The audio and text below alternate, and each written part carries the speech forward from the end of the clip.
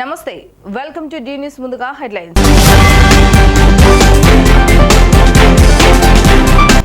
Drugs రహిత ఆంధ్రప్రదేశ్ కూటమి ప్రభుత్వం లక్ష్యమన్న హోంమంత్రి Vangalapudi Anitha state task force విభాగం ద్వారా నిఘా వ్యవస్థను మరింత పెంచుతున్నామని వెల్లడి దసరా ఉత్సవాలలో భాగంగా విజయవాడ ఇంద్రకీలాద్రిపై ఏర్పాటు చేసిన లేజర్ షో దుర్గామల్లేశ్వర స్వామి వారి ఆలయ ఆవిర్భావ చరిత్రను కళ్లకు కట్టినట్లుగా వివరణ ఆసక్తిగా తిలకించిన భక్తులు. ప్రభుత్వంలో వివిధ శాఖల నూతన పాలసీలతో అన్ని రంగాలు గాడిలో పెట్టి మళ్లీ ఆర్థిక వృద్ధి సాధించాలన్న CM Chandrababu Naidu.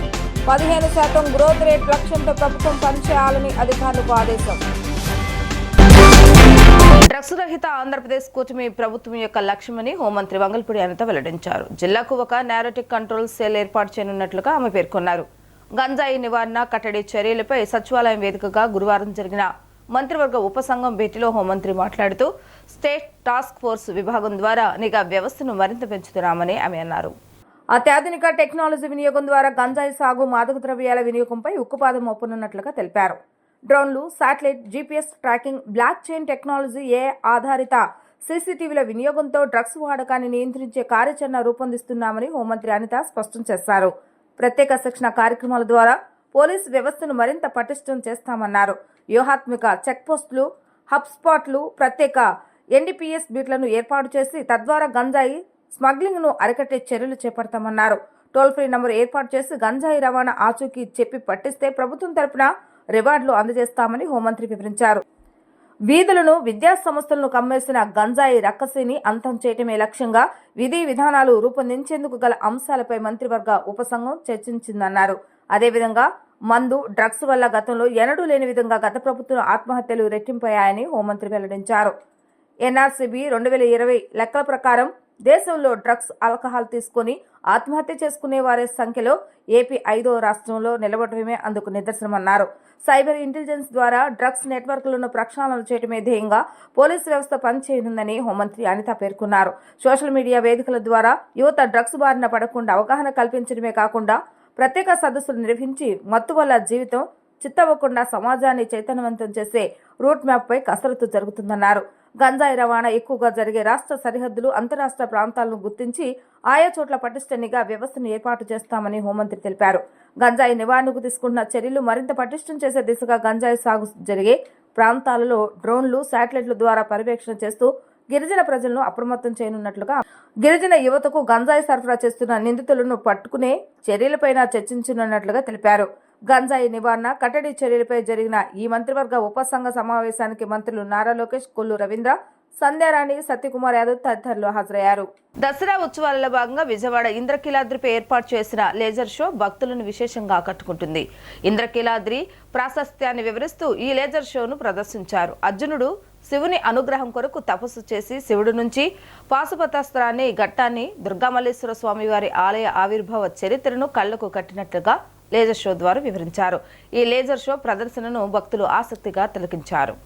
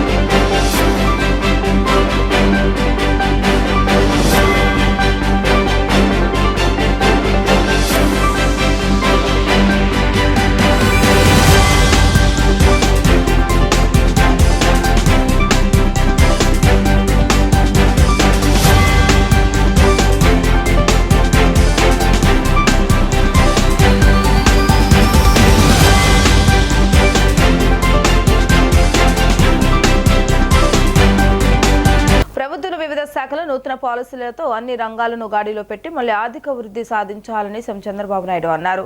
15% growth rate లక్ష్యంతో ప్రభుత్వం పనిచేయాలని అధికారులకు సూచించారు. సచివాలయంలో ముఖ్యమంత్రి చంద్రబాబు నాయుడు సమీక్ష నిర్వహించారు. ఈ సమీక్షలో ఆయా శాఖల అధికారులు గత 10 ఏళ్ల కాలంలో పరిస్థితులను వివరించారు. గత ప్రభుత్వం విధ్వంసకర విధానాలతో అన్ని రంగాలు తిరోగమనంలోకి వెళ్లాయని, దీంతో ఆర్థిక వ్యవస్థ కుదేలైందని సీఎం అన్నారు. నేడు ప్రతి శాఖలో కొత్త పాలసీలు తీసుకువస్తున్నామని, వీటిని సమర్థవంతంగా అమలు చేసి ఆర్థిక పురోగతి సాధించాలని సీఎం అన్నారు. వ్యవసాయ రంగంలో సమగ్ర యాంత్రీకరణ ద్వారా సాగు ఖర్చులు తగ్గించవచ్చన్నారు. ప్రభుత్వం అంటే పథకాలు ఇవ్వడం మాత్రమే కాదని, ఆయా రంగాలను బలోపేతం చేసి ప్రజల ఆదాయాలను పెంచడం ముఖ్యమని అన్నారు. 2014 తర్వాత విభజన కష్టాలు ఉన్నా నాడు తీసుకున్న నిర్ణయాలతో రాష్ట్రం 13.7% గ్రోత్ రేట్ సాధించిందని, అయితే తరువాత అధికారంలోకి వచ్చిన వైసీపీ ప్రభుత్వ రివర్స్ నిర్ణయాలతో వృద్ధి రేటు 10.59% తగ్గిందని సీఎం అన్నారు.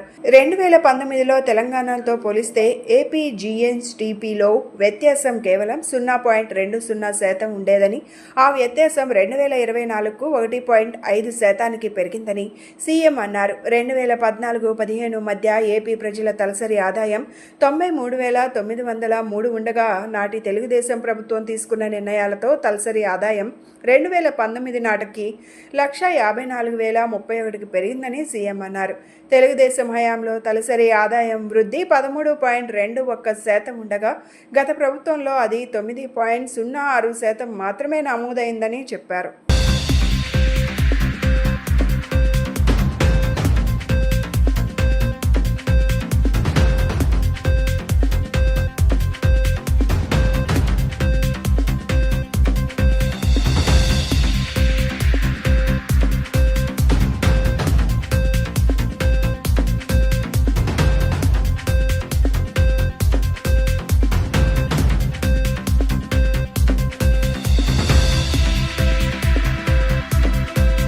శ్రీ బాలత్రిపుర సుందరి దేవిగా దర్శనమిస్తున్న జగన్మాత దుర్గమ్మను మహబూబాద్ ఎంపీ పోరిక బలరాం నాయక్ దర్శించుకున్నారు. దర్శన అనంతరం ఆయన మీడియాతో మాట్లాడుతూ తొలి రోజు అమ్మవారిని దర్శించుకోవడం ఆనందంగా ఉందని అన్నారు. ఉత్సవాల ఏర్పాటు బాగున్నాయని ప్రశంసించారు. నవరాత్రులలో అమ్మవారిని పూజిస్తే మంచి కలుగుతుందని చెప్పారు. అమ్మవారి దయ రాష్ట్ర ప్రజలపై ఉండాలని ఆకాంక్షించారు.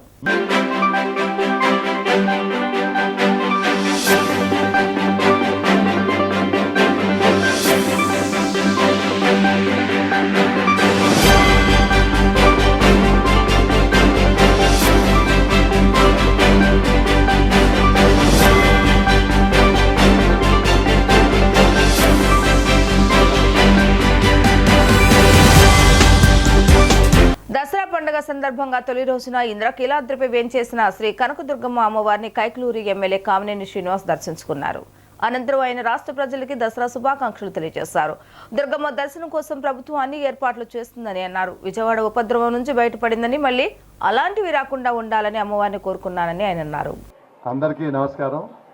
దసరా ఉత్సవాలు ప్రారంభమైన రోజున చాలా రాష్ట్ర ప్రజలకి అందరికీ శుభాకాంక్షలు తెలియజేస్తూ మంచి జరగాలని కోరుకుంటూ, నేను అమ్మవారి ఆలయానికి చాలాసార్లు వచ్చాను, కానీ ఎప్పుడు ఇంత విస్తృతమైన ఏర్పాట్లు, ఇంత పకడ్బందీగా అందరికీ, సామాన్య భక్తులకి అందరికీ కూడా ప్రత్యేక దర్శనం అయ్యే విధంగా అరేంజ్ చేశారు.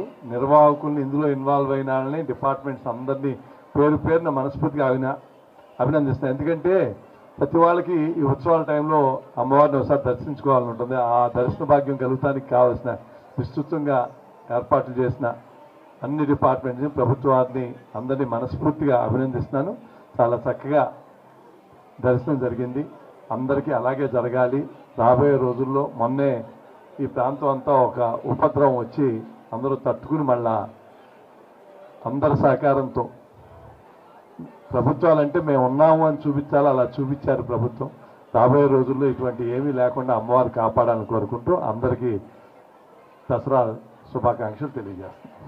శ్రీ దుర్గామల్లేశ్వర స్వామివారి దేవస్థానంలో దసరా మహోత్సవాలు అంగరంగ వైభవంగా ప్రారంభమయ్యాయి. మొదటి రోజు అమ్మవారిని శ్రీ బాలత్రిపుర సుందరి దేవి అలంకరణలో ఉన్న దుర్గమ్మ తల్లిని జిల్లా కలెక్టర్ సృజన దర్శించుకున్నారు. ఆలయ పండితులు కలెక్టర్ ఘన స్వాగతం పలికి అమ్మవారి దర్శనాన్ని అనంతరం అమ్మవారి తీర్థ ప్రసాదాలను అందజేశారు. ఈ సందర్భంగా జిల్లా కలెక్టర్ సృజన మాట్లాడుతూ, నేటి నుంచి జరుగుతున్న దసరా మహోత్సవాలలో భక్తులకు అన్ని ఏర్పాట్లు చేశామని చెప్పారు. మొదటి రోజు భక్తులు పెద్ద సంఖ్యలో తరలి రావడం జరిగిందని పేర్కొన్నారు. మొదటి రోజు శుభాకాంక్షలు. మీ అందరికీ ఇప్పుడు తెలిసినట్టుగానే ప్రతి సంవత్సరం లాగా కాకుండా ఈ సంవత్సరం కాస్త ఫిజికల్ అరేంజ్మెంట్స్ని ముందస్తుగానే కంప్లీట్ చేసుకునే ప్రయత్నం చేశాం. ఎప్పుడూ మా మీద ఉండే విమర్శ అది పండగ మొదలైనా ఇంకా మీ పనులు ముగియలేదని. ఈసారి అటువంటి అవసరం లేకుండా చాలా వరకు క్యూ లైన్స్ కావచ్చు, మంచినీటి ఏర్పాట్లు కావచ్చు, వాష్రూమ్స్ కావచ్చు, చేంజింగ్ రూమ్స్ కావచ్చు, లైటింగ్ కావచ్చు, ఇలాంటి వివిధ రకాల అరేంజ్మెంట్స్ చేయడంతో పాటు కొన్నిటికి కావాల్సిన సర్టిఫికేషన్స్ అంటే including lighting, electricity certifications, R&B వాళ్ళ సర్టిఫికేషన్స్ అవన్నీ కూడా ముందస్తుగానే తీసుకోవడం జరిగింది. ఈరోజు మొదటి రోజు కాబట్టి ఇప్పుడిప్పుడే జనసందోహం పెరుగుతోంది. దీన్ని బట్టి ఇంకేమన్నా ఇంప్రూవ్మెంట్స్ టు ఆర్ అరేంజ్మెంట్స్ చేయాలేమో. అంటే ఫర్ ఎగ్జాంపుల్ నేను కింద నుంచి వస్తుంటే ఒక మెడికల్ క్యాంప్ ఆల్రెడీ ఉంది, ఇంకొంచెం ఎక్స్టెండ్ చేస్తే బికాజ్ అక్కడ క్రౌడ్ ఎక్కువ ఉంది కాబట్టి ఇంకొంచెం ఎక్స్టెండ్ చేస్తే బాగుంటుంది. ఇలాంటి చిన్న చిన్న అమెండ్స్ ఉన్నాయి, అవి కూడా కంప్లీట్ చేసుకొని ఇక నుంచి మీకు తెలిసినట్టుగానే జనం పెరుగుతూనే ఉంటారు కాబట్టి వచ్చే జనాలకి సరిపడినంతగా అరేంజ్మెంట్స్లో ఇంకా మేము ఏమన్నా ఇంప్రూవ్మెంట్స్ చేసుకోవాలంటే ఈరోజే అవి కంప్లీట్ చేసుకొని భక్తులని సెంటర్ ఆఫ్ ఆర్ థింకింగ్ వాళ్ళకి ఇన్కన్వీనియన్స్ లేకుండా చేయటానికి పూర్తి ప్రయత్నం చేస్తున్నామండి. ఈసారి అందుకోసమే విఐపి దర్శనాల్లో కూడా ఒక కొత్త వ్యవస్థ తీసుకొని వచ్చి ఎవరికి కూడా వెహికల్ పాస్ అనేది ఈసారి లేదు, దర్శనం పాస్ మాత్రమే ఉంటుంది. ఆ దర్శనం పాస్ కూడా జనరేట్ చేసింది వారు either soft copy or hard copy QR కోడ్తో సహా ఉండేది క్యారీ చేస్తే ఇక్కడికి లోపలికి రావడానికి, పైకి రావడానికి టెంపుల్ వాళ్ళు పున్నమి ఘాట్లో ఏర్పాటు చేసిన వెహికల్స్లోనే మేమే ఫెసిలిటేట్ చేసి తీసుకొని వస్తాము. సో దానివల్ల ఏమిటంటే ఇక్కడ ఒక హ్యావోక్ అవ్వకుండా, అన్ని మాబింగ్ ఆఫ్ వెహికల్స్ అయిపోకుండా, ఎవరికి దానివల్ల ప్రజలకు ఇబ్బంది లేకుండా, ఎవరికి ఇబ్బంది లేకుండా కూడా మా టెంపుల్ వాళ్ళు పెట్టిన వెహికల్స్లో తీసుకొని వచ్చి దర్శనం చేయించి మళ్ళీ వెనక్కి పంపించడం జరుగుతుంది. సో ఆ చేంజ్ ఓన్లీ ఫర్ భక్తుల కోసం తీసుకోవడం జరిగింది. అదేవిధంగా విఐపీస్కి కూడా ఇన్కన్వీనియన్స్ ఉండదు. అక్కడ వెహికల్స్ అన్నీ కొండ కింద వరకు లైన్లో ఉండడం కంటే ఇదే మెరుగైన వ్యవస్థ అని అనుకున్నాం. ఈ కొత్త వ్యవస్థని అందరూ కూడా అర్థం చేసుకొని కోఆపరేట్ చేస్తారని అనుకుంటున్నాం. అవసరాన్ని బట్టి ఏమన్నా మార్పులు చేసుకుంటే ఇంకా మంచి కన్వీనియన్స్ కలుగుతుంది. వాలంటరీ వ్యవస్థ వైసీపీ ప్రభుత్వం పెట్టిన అనంతరం ప్రజలకు, ప్రజాప్రతినిధులకు సంబంధాలు పూర్తిగా తగ్గిపోయాయని బీజేపీ కార్పొరేటర్ బుల్లా విజయ్ కుమార్ అన్నారు. ప్రజలకు అవసరమైన వాటిని వాలంటీర్లకు తెలియజేస్తే వారు నిర్లక్ష్యం వహించేవారన్నారు. కూటమి ప్రభుత్వం వచ్చిన తర్వాత ప్రజలకు చేరువవుతూ వారి యొక్క సమస్యలు పరిష్కరించగలుగుతున్నామని చెప్పారు. 49వ డివిజన్ టైలర్పేటలోని తన కార్యాలయంలో కార్పొరేటర్ బుల్లా విజయ్ కుమార్ మీడియాతో మాట్లాడుతూ తన డివిజన్ పరిధి 2 టౌన్ పోలీస్ స్టేషన్ ఎదురు సంబంధించి ఫైజర్పేట బాప్టిస్ట్ చర్చి వరకు విస్తరించి ఉందని, ఈ పరిధిలో ఉన్న సమస్యలను గతంలో అధికారులకు తెలియజేశానని, ఇప్పుడు కూడా అదే సమస్య అని చెప్పారు. స్థానికంగా మంచినీటి రిజర్వాయర్ ఉన్నప్పటికీ ఇక్కడ వారికి నీరు సరిగా రావటం లేదని, ఇక్కడ రిజర్వాయర్ నిర్మించి సింగనగర్కి నీరు తరలించడం ఏంటని ఆయన ప్రశ్నించారు. టెక్నికల్గా ఏదైనా సమస్య ఉంటే తనకు చెప్పాలని పదే పదే అడిగినా వైసీపీ హయాంలో నిద్రా అవస్థలో అధికారులు ఉండేవారని, ఇప్పుడు కూటమి ప్రభుత్వం వచ్చిన తర్వాత ప్రజాప్రతినిధులకు అధికారం ఇస్తే స్థానిక సమస్యలను పరిష్కరించుకోగలుగుతున్నామన్నారు. ఇక్కడ మంచినీటి సమస్య పరిష్కరించిన తర్వాతే అధికారులు వేరే ప్రదేశానికి నీరు సరఫరా చేయాలని డిమాండ్ చేశారు. అధికారుల అశ్రద్ధ వల్లనే ఈ సమస్య ఇంతకాలం పరిష్కారం అవ్వలేదని, వాలంటరీ వ్యవస్థ వల్ల అధికారులకు నిర్లక్ష్యం ఎక్కువై ప్రజా సమస్యలు పట్టించుకోలేదన్నారు. ఫైజర్పేట, టైలర్పేట ప్రాంతాల్లో ప్రతి ఒక్కరికి మంచినీరు ఇవ్వడం తన బాధ్యత అని, ఇచ్చే వరకు ఏ సమస్య వచ్చినా వెనకడుగు వేసే ప్రసక్తే లేదని, నీరు అందించి తీరుతామని ఆయన స్పష్టం చేశారు.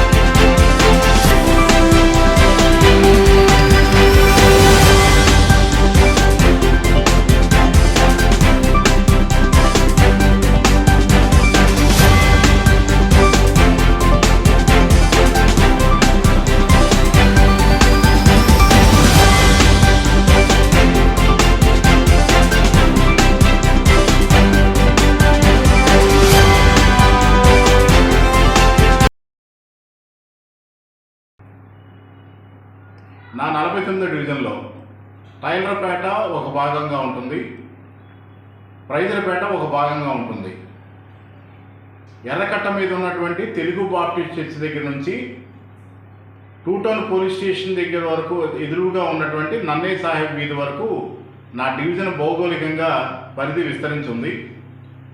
ఇక్కడ వాటర్ ప్రాబ్లం అని చెప్పేసి పలుమార్లు నేను వాటర్ డిపార్ట్మెంట్కి నేను చాలాసార్లు చెప్పడం జరిగింది. కానీ ఉన్నటువంటి అధికారులు ఎవరైతే ఉన్నారో గత వైసీపీ ప్రభుత్వంలో ఇక్కడ బాగా తెలుసుకొని నా మాటలు జాగ్రత్తగా వినాలి. గత వైసీపీ ప్రభుత్వంలో వాలంటీర్ వ్యవస్థ ఉన్నప్పుడు ప్రత్యక్షంగా ప్రజాప్రతినిధిని పక్కన పెట్టేయడం జరిగింది. అది కార్పొరేటర్ కానివ్వండి, సర్పంచ్ కానివ్వండి, వార్డు కౌన్సిలర్ కానివ్వండి, వార్డు మెంబర్ కానివ్వండి, పంచాయతీ మెంబర్లు కానివ్వండి. వాలంటీర్ వ్యవస్థ వైసీపీ ప్రభుత్వం పెట్టిన తర్వాత ప్రజాప్రతినిధులకి ప్రజలకి సంబంధాలు తెగిపోయినాయి. దీనివల్ల ఏమైందంటే ప్రజలకు కావాల్సినటువంటి అన్నీ కూడా వాలంటీర్లు చెప్పడం, వాలంటీర్లు అశ్రద్ధ చేయటం జరగటం జరిగింది. ఎప్పుడైతే కూటమి ప్రభుత్వం వచ్చిన తర్వాత ఈ వాలంటీర్ వ్యవస్థను ఎప్పుడైతే దూరం పెట్టడం జరిగిందో ప్రజాప్రతినిధులు ప్రజలకు దగ్గర చేరువవుతున్నారు. ఈ చేరువవుతున్నటువంటి సందర్భంలో ప్రజలకు ఉన్నటువంటి ప్రాబ్లమ్స్ అన్నీ ప్రజాప్రతినిధులకి విషయాలకి వస్తున్నాయి. నేను 49వ డివిజన్లో ఇక్కడ ఉన్నటువంటి సమస్యని అంతకుముందు అధికారులకి చెప్పడం జరిగింది, అయినా సరే వాళ్ళు పట్టించుకోవాలా. ఎప్పుడైతే ఇవాళ నేను అధికారులందరినీ పిలిపించి విజయవాడ మున్సిపల్ కార్పొరేషన్ సంబంధించిన కమిషనర్ గారితో మాట్లాడటం, జోనల్ కమిషనర్ గారితో మాట్లాడటంతో అధికారులందరూ కూడా కదిలి వచ్చి ఇక్కడ ఉన్నటువంటి మెయిన్ సమస్య ఏంటంటే ప్రైజర్పేట ఏరియాలో రిజర్వాయర్ ఉంది, దాని పక్కనే ట్యాంక్ ఉంది. కానీ టైలర్పేటకి ప్రైజర్పేటకి నీళ్ళు రావు. ఈ వింత చూడండి. ఇక్కడ రిజర్వాయర్ ప్రైజర్పేటలో ఎక్కడైతే రిజర్వాయర్ ఉందో ఆ రిజర్వాయర్లో నీళ్లు నింపడం జరుగుతుంది, రోజు నీళ్లు నింపుతూ ఉంటారు. కానీ అంతకుముందు 49వ డివిజన్ సంబంధించినటువంటి ప్రజాప్రతినిధులుగా చేసిన వాళ్ళు దీని విషయం ఏమాత్రం పట్టించుకోవాలా. ఇక్కడ స్థానికంగా చేసినటువంటి అప్పుడు ఉన్నటువంటి వెల్లంపల్లి శ్రీనివాసరావు గారు ఎమ్మెల్యే గారి దృష్టికి కూడా తీసుకెళ్ళడం జరిగింది, అయినా సరే జరగల. ఎందుకు జరగలేదంటే వాళ్ళకి టెక్నికల్గా ఉన్నటువంటి ప్రాబ్లం తెలియదు. ఇక్కడ నేను ఐడెంటిఫై చేసి రిజర్వాయర్ ఉన్న చోట ఆ డివిజన్లో వాళ్ళకి పబ్లిక్కి ప్రజలకి మంచినీళ్ళు అందట్ల. కారణం ఏంటంటే అది సింగనగర్ కోసం ఇక్కడ ఉన్నటువంటి రిజర్వాయరు నింపడం జరుగుతుంది. నేను ఇక్కడ అడిగేటువంటి ఒకే ఒక ప్రశ్న ఏంటంటే ప్రైజర్పేట నా ఏరియాలో రిజర్వాయర్ కట్టి పక్కన ఉన్న ఇంకో ట్యాంక్ కూడా అప్పుడు రాజగోపాల్ గారు ఎంపీగా ఉన్నారు, ఆయన కట్టించాడు. విజయవాడ ఇంద్రకీలాద్రిపై జగన్మాత దుర్గమ్మ శ్రీ బాల త్రిపుర సుందరి దేవిగా దర్శనమిస్తున్నారు. మొదటి రోజు అమ్మవారికి స్నాపాభిషేకం అనంతరం 9 గంటలకు దర్శన భాగ్యం కల్పించారు. తొలి రోజు శ్రీ బాల త్రిపుర సుందరి దేవిగా దర్శనమిస్తున్న అమ్మవారిని చూసేందుకు తెల్లవారుజామున 4 గంటల నుంచి వినాయకుడి గుడి వద్ద నుంచి క్యూ లైన్లో భక్తులు వేచి ఉన్నారు. ఉత్సవాల ఏర్పాట్ల పట్ల భక్తులు సంతృప్తి వ్యక్తం చేస్తున్నారు. కాలినడకన వచ్చి అమ్మవారిని దర్శించుకుంటూ అమ్మవారి అనుగ్రహాన్ని పొందుతున్నారు.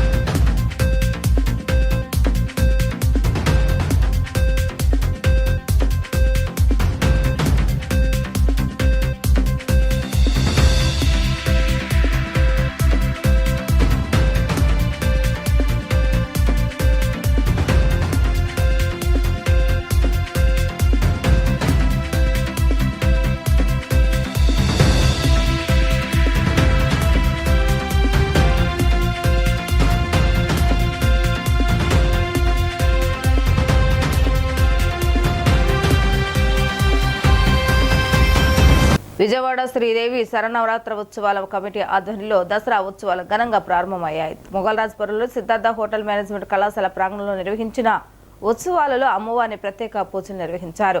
మొదటి రోజు శ్రీ బాలత్రిపుర సుందరిదేవిగా అమ్మవారి దర్శనమీయగా పెద్ద సంఖ్యలో భక్తులు అమ్మవారిని దర్శించుకుంటున్నారు. నవరాత్రి మహోత్సవ కమిటీ ఆధ్వర్యంలో దసరా ఉత్సవాలు అంగరంగ వైభవంగా ప్రారంభమయ్యాయి. మొగల్రాజపురంలోని సిద్ధార్థ హోటల్ మేనేజ్మెంట్ కళాశాల మైదానంలో దసరా మహోత్సవంతో పాటు శ్రీ లక్ష్మీ గణపతి సహిత శ్రీ శతచండీ మహారుద్ర యాగం ఘనంగా నిర్వహించేందుకు నిర్వాహకులు భారీ ఏర్పాట్లు చేశారు. ఉదయం 8 గంటలకు గణపతి పూజ, పుణ్యాహవాచనం తదితర పూజాధికాలను శాస్త్రోక్తంగా నిర్వహించారు. అనంతరం చండీ హోమం, కుంకుమార్చనలు భక్తి శ్రద్ధలతో నిర్వహించారు. కుంకుమార్చనల్లో ఉభయదాతలు పాల్గొని అమ్మవారికి ప్రత్యేక పూజలు చేశారు. ఉత్సవాలలో భాగంగా తొలి రోజు అమ్మవారిని శ్రీ బాల త్రిపుర సుందరీదేవిగా అలంకరించారు. మంగళ వాయిద్యాలు, వేద మంత్రోచ్చారణల నడుమ అర్చకులు అమ్మవారికి ప్రత్యేక పూజలు, అర్చనలు నిర్వహించారు. అమ్మవారిని దర్శించుకునేందుకు పెద్ద సంఖ్యలో భక్తులు తరలి రావడంతో కళాశాల మైదానం ఆధ్యాత్మిక శోభతో పండుగ వాతావరణం నెలకొంది. కార్యక్రమ వివరాలను కమిటీ చైర్మన్ అక్కయ్య నాయుడు, విశ్వమాత ఫౌండేషన్ సభ్యులు కృష్ణ ప్రసన్నలు వెల్లడించారు.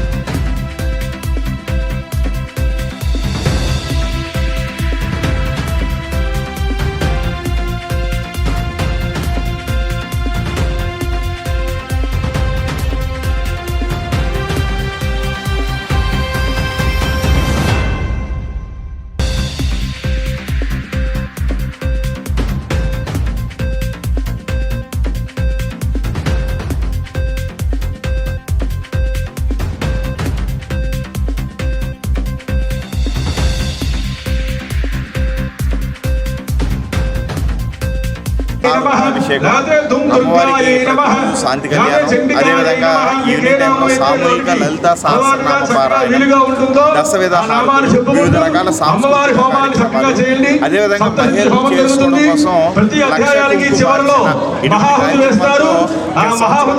కార్యక్రమం చేపట్టడం చాలా దిగ్విజయంగా నగరంలో దాదాపు 80,000 మంది భక్తులు ఈ కార్యక్రమంలో పాల్గొనడం అనేది మాకు ఎంతో ఆనందాన్ని ఇచ్చింది. అదే స్ఫూర్తితో ఈ సంవత్సరం కూడా మరిన్ని ఏర్పాట్లు, అంటే భక్తులు ఎటువంటి ఇబ్బంది లేకుండా ఇవాళ కొండగల దర్శనానికి వెళ్తే సమయభావం కానీ అక్కడ ఉన్న రష్ కానీ అక్కడికి వెళ్ళలేని వాళ్ళందరికీ కూడా విజయవాడ నగరంలో అమ్మవారి దర్శనాన్ని ఏర్పాటు చేయాలి. అదేవిధంగా ఈ నవరాత్రుల మహోన్నత కాలంలో చండీ హోమం, రుద్రాభిషేకం, అదేవిధంగా కుంకుమార్చన ఇటువంటి కార్యక్రమాల్లో పాల్గొనే అవకాశం కల్పించాలన్న ముఖ్య ఉద్దేశంలో దేవీ శరన్నవరాత్రి మహోత్సవ కమిటీ ఆధ్వర్యంలో ఈ ఏర్పాట్లు చేయడం జరిగింది. కాబట్టి భక్తులంతా కూడా ఈ 10 రోజుల పాటు ఇక్కడ జరిగే సాంస్కృతిక కార్యక్రమాలు కానీ, చండీ హోమం కానీ, కుంకుమార్చన కానీ, సామూహిక లలితా సహస్రనామ పారాయణం కానీ ఈ కార్యక్రమాల్లో పాల్గొని అమ్మవారి ఆశీర్వాదాలు పొందాల్సిందిగా దేవీ శరన్నవరాత్రి మహోత్సవ కమిటీ ఆయురారోగ్యాలతో, అష్టైశ్వర్యాలతో, భోగభాగ్యాలతో, సుఖ సంతోషాలతో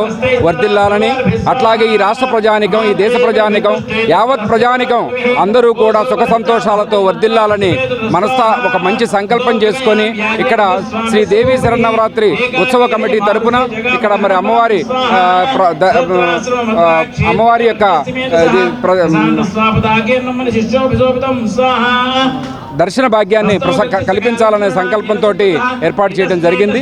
ఈ కార్యక్రమాన్ని అందరూ కూడా విచ్చేసి వరద బాధితులకు న్యాయం చేయాలని సిపిఎం పార్టీ ఆధ్వర్యంలో కలెక్టర్ కార్యాలయం వద్ద వరద బాధితులు ధర్నా చేశారు. వరదలో నష్టపోయిన తమకు న్యాయం చేయాల్సిన ప్రభుత్వం అన్యాయం చేస్తుందని అన్నారు.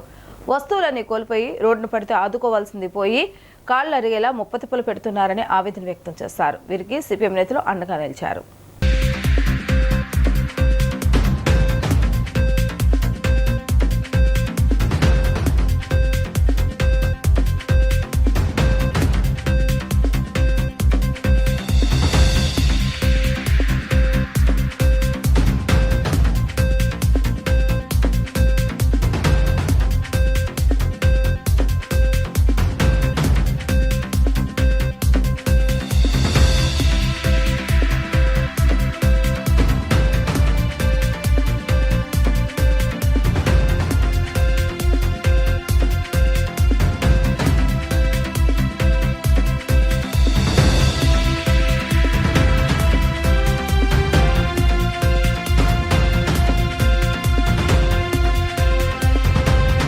వార్త ముగించే ముందు హెడ్లైన్స్ మరొకసారి.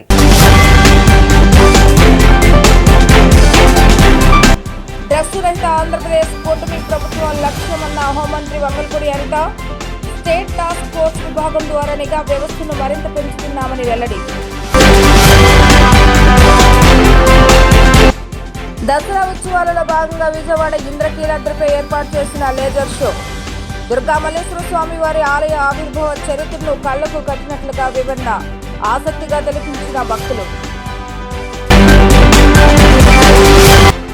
ప్రభుత్వంలో వివిధ శాఖల నూతన పాలసీలతో అన్ని రంగాల్లో గాడిలో పెట్టి మళ్లీ ఆర్థిక వృద్ధి సాధించాలన్న CM Chandrababu Naidu. 15% growth rate లక్ష్యంతో ప్రభుత్వం పనిచేయాలని అధికారులకు ఆదేశం.